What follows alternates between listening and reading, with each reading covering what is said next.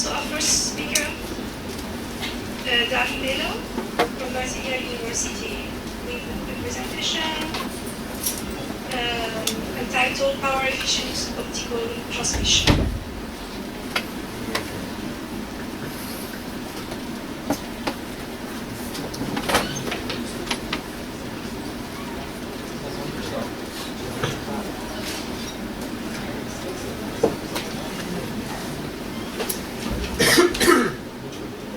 Yeah, thanks, Elizabeth. First of all, I'd like to thank the organizers for having invited me. Thank you a lot. The event is really wonderful. It's great opportunity for networking, for meeting people. Congratulations. The title of my talk is Power Efficient Optical Transmission, and actually I'm going to give you an overview of what we have been doing in our lab, and power.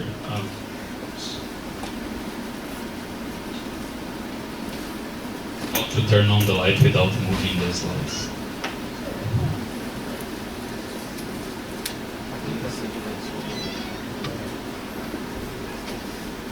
And how to move this light.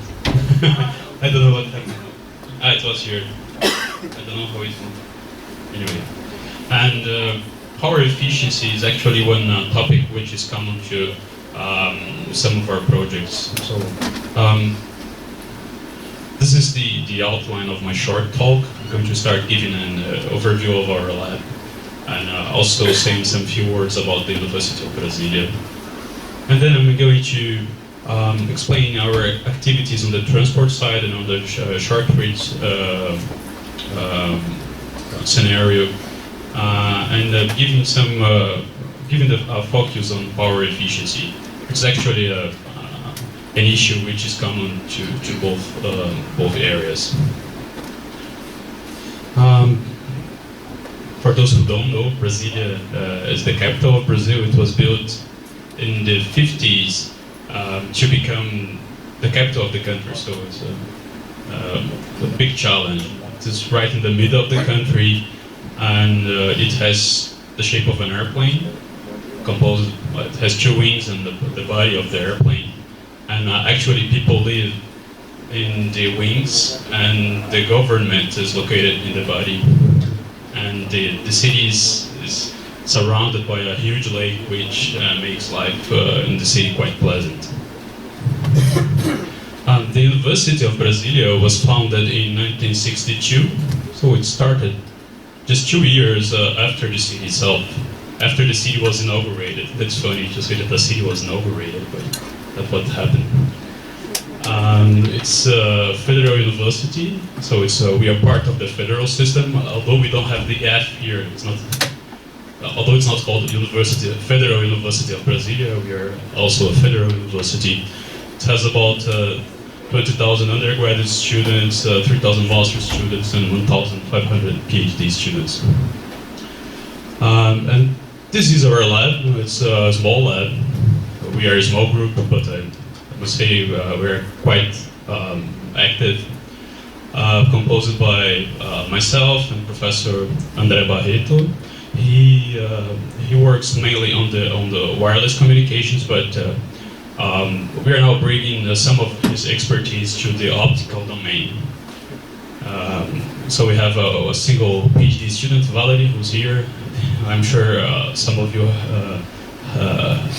have met him.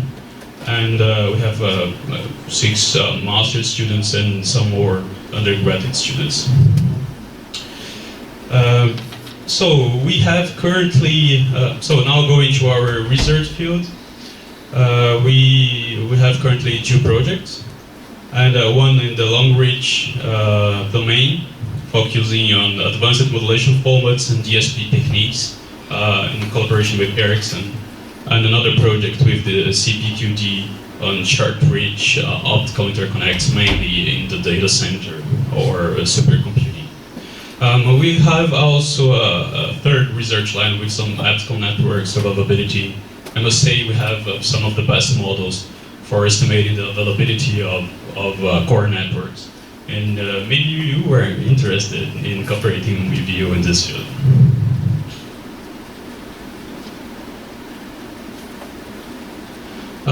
And a common issue between these two topics is power efficiency, so I'm going into a little bit more detail. And just to motivate the topic, this is one picture of a paper of a professor, Rod Tucker from the University of Melbourne. These are, of course, just estimates, but I'm showing here just to motivate the topic. And I'd like to thank Professor Tucker for the kind permission to show for me to show this picture in this workshop. And what I show here is a power consumption, estimate power consumption in the world. This is very ambitious over time, and so this dashed curve is the estimate power consumption using today's equipment, and the solid red line is a kind of more optimistic view. And nowadays, or at least in the near future, in his view, he expects the power consumption of the network to be dominated by the axis. But it shouldn't change so much with time. And but we will experience an exponential growth in the power consumption of the routers and switches and the transport. But we see here that the transport is really not the bad guy, but still every brick is important. We are going to experience a huge increase in the number of optical interconnects, especially in the data center. And in the transport side, we have been tackling the fact that all optical transceivers always work at a full throttle. So this here I must acknowledge, and I'm very honored to have Adolfonso here and the group of DTU, because they are really the pioneers on this concept of a cognitive optical network, and through the CRON project. But we have been looking at a cognitive optical transponder or transceiver, so less ambitious. And so what is a cognitive optical transponder? It's an intelligent transponder or transceiver or a line card, as you wish to call, which is able to sense the channel conditions, for example, SNR, bandwidth, chromatic dispersion, PMD, and considering some channel requirements, it's able to change its operating parameters to optimize some cost function. The parameters could be data rate, modulation format, ESP techniques, and coding. And we have been considering as the target power consumption. And I must say that most of the groups have been looking at reach, and we are looking at reach and power consumption. For an unregenerated link, several schemes are possible, and so we wish to choose the one with the lowest power consumption. And more than that, we wish to change the one according to traffic fluctuations. If you look at this, shows the aggregate internet traffic for all exchange points in Brazil between autonomous systems. And we see that there is a high traffic variability with time. So we see that at night, the traffic drops, and also in the weekends, like these peaks, they are cut off. So this is just a first proposal, trying to merge upper layers with the optical layer. And so our proposal is to follow a cross-layer approach, reducing transmission rate according to traffic demands to reduce power consumption. And so what can we do? For example, by lowering transmission rates, we can lower power consumption for chromatic dispersion compensation. If you look at the required number of filter taps for compensating dispersion, considering 2,000 kilometers standard single mode fiber link, and the different transmission rates, we see that the number of taps depends strongly, or actually quadratically, with the transmission rate. And by reducing the transmission rate, we can reduce the size of the filters required for dispersion compensation, and we can thus, therefore, reduce power consumption. And, but how can we reduce the data rate? So our idea is to do something simple, which doesn't require, for example, changing the clock rate of the transceivers. Let's suppose a 100 gigabits per second transponder, which works with 2 samples per symbol. If the transmitter starts repeating symbols, then we reduce the transmission rate. So just repeating symbols and not changing clock rates, for example.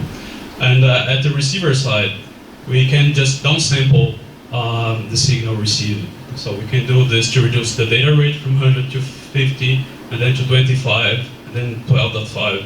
And ideally, by doing the switching, we wouldn't actually also not need any extra synchronization. This is just an example of how it works. It's working by itself, but anyway, so okay, the red one stayed. There it is. So, oh, it's quite quick. And, sorry, it's moving alone. So let's go again slowly. So current 100 gig transponders, they work at a full rate or a constant rate, like this. Okay, that's it, how it should be. But traffic changes over time. So ideally, we would like to have a transceiver which goes like this. If we work with this rate reduction by symbol repetition, the transmission rate could go like this. Okay, it's better. And so what do we gain from that? What I show in this table is the daily consumption of a transponder and the savings for CD compensation and the savings in an 80 watts 100 gig transponder. And what we see is that if the peak rate is 100 gigabits per second, we wouldn't save much, 5% power on the overall consumption of the transponder. But if the peak is 50 gigabits per second, for example, we would have like a 13% savings. And if it goes lower, then the savings increase. So now going quickly to the short reach domain. Short reach interconnects must be low cost, and a popular choice are the 850 VCSELs, multiple fiber and intensity modulation with direct detection. But the problem is the modal dispersion at high transmission rates. So possible solutions, now it's working fine, I mean, with the so then possible solutions are, for example, to use OFDM for compensating for the modal dispersion. But although it has a low complexity in the equalizer, it requires really complex waveforms to be generated, so it turns out to be more expensive. Another option is the single carrier with time domain equalization. This is okay because the generated, please don't move. So because the generated signal, so here we are.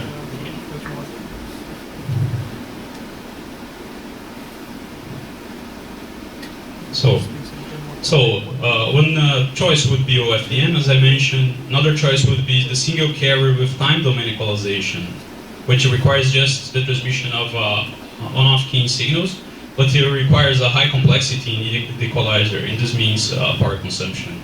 So our proposal is to use the single carrier with frequency domain equalization, which is quite popular also in the wireless domain, which allows the generation of on-off keying, or like real simple waveforms in the transmitter. But in the receiver, we can equalize the signal at low complexity, so it's much lower complexity than the time domain equalization if the channel is sufficiently long. And we have demonstrated that. I'm not going into the details of this curve, so it's basically BTR rate versus, this is one parameter of the equalizer. And what I show here is that this is the transmission over 2.4 kilometers of OM3 fiber.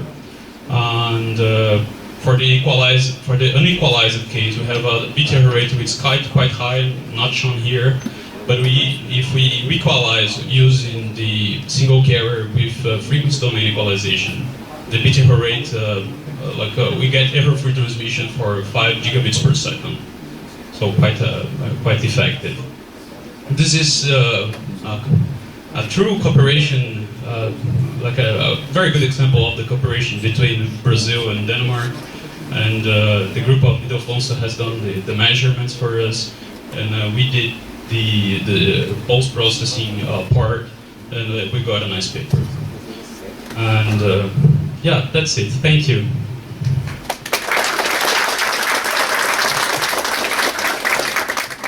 Any question?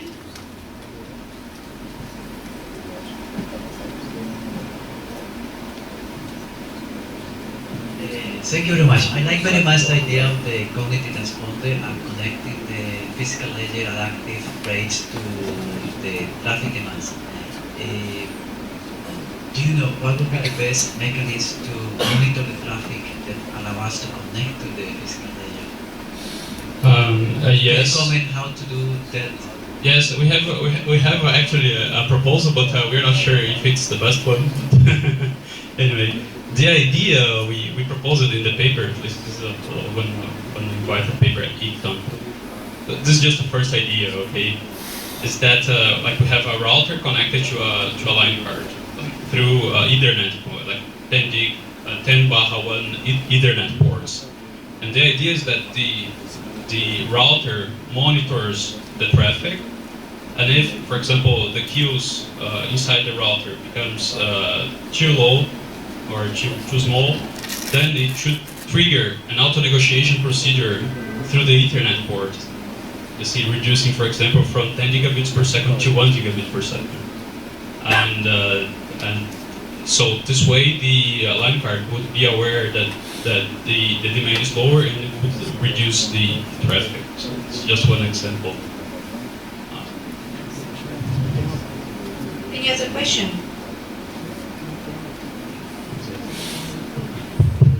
So, have you thought about the impact on higher layer protocols? Because we are going to change every time the bit rate. How TCP will work with that thing. No, we haven't looked at that. But so the idea is that like the, and if you look at this curve here.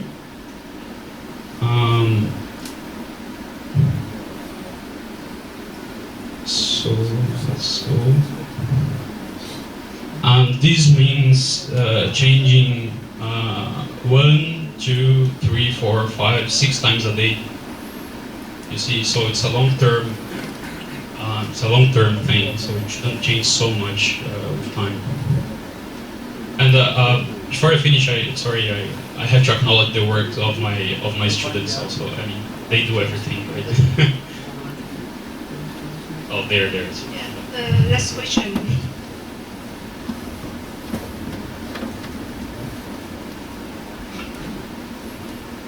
How did you model the traffic variation? And actually, we didn't model. This is we got just a sample from.